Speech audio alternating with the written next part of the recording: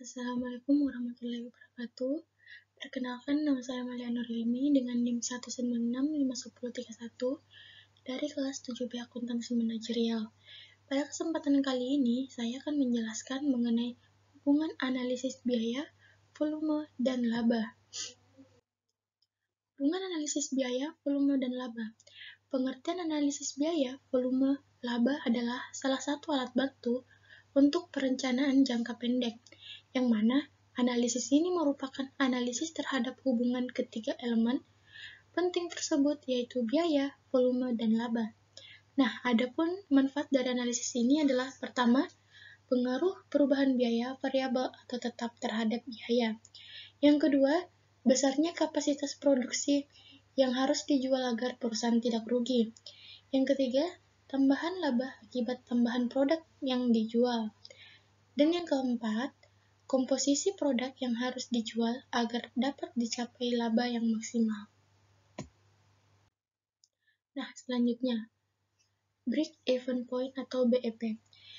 BEP adalah suatu titik atau keadaan di mana perusahaan di dalam operasinya tidak memperoleh keuntungan dan tidak menderita kerugian. Dengan kata lain, pada keadaan itu, keuntungan atau kerugian sama dengan.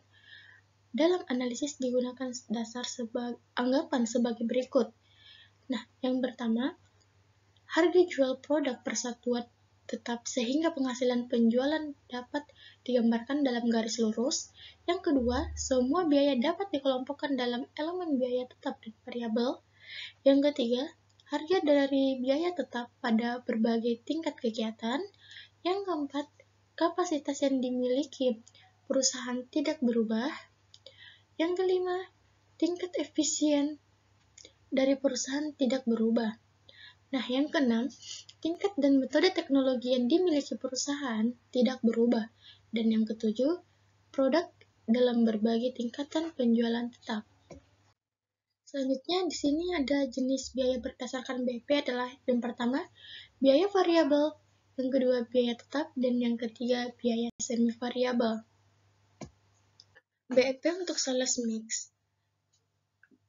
Biaya semi variabel BEP untuk sales mix atau bauran pemasaran menggambarkan perimbangan hasil penjualan antara beberapa macam produk yang dihasilkan oleh suatu perusahaan. Contoh berikut merupakan cara menghitung BEP untuk sales mix. Perusahaan Pesut Indah menghasilkan dua macam produk, yang produk A dan produk B. Data yang dapat dihimpun untuk kedua produk tersebut adalah sebagai berikut. Nah, mungkin rekan-rekan bisa mengamati tabel tersebut.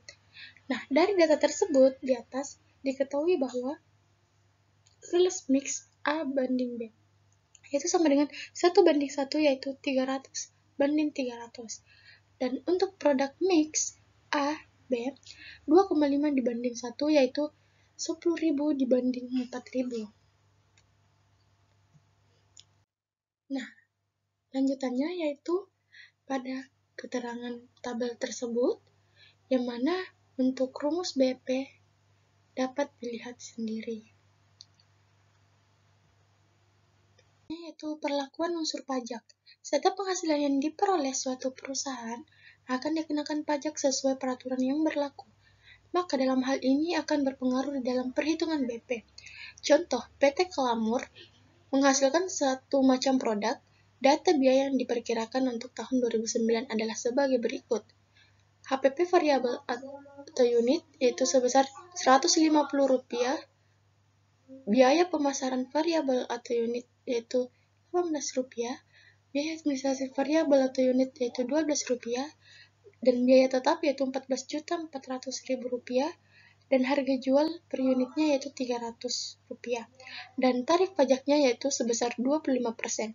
Nah, selain itu, perusahaan menginginkan laba bersih sesudah pajak sebesar Rp900.000, maka tingkat penjualan yang harus dicapai dapat dihitung dengan rumus sebagai berikut. Itulah penjelasan yang bisa saya bawakan. Kurang lebihnya mohon dimaafkan. Sekian dan terima kasih. Wassalamualaikum warahmatullahi wabarakatuh.